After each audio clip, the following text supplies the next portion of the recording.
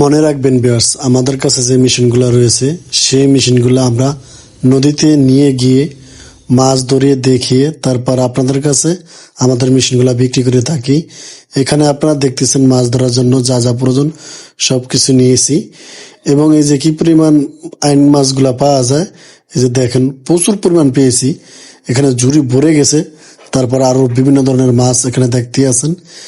আজকে যে মেশিনটা দিয়ে মাছ ধরা হলো সেই মেশিনটা এখানে রয়েছে, আপনারা ইতিমধ্যে দেখেছেন নৌকার ভিতরে যে মেশিনটা ছিল এই মেশিনটাই সেটা।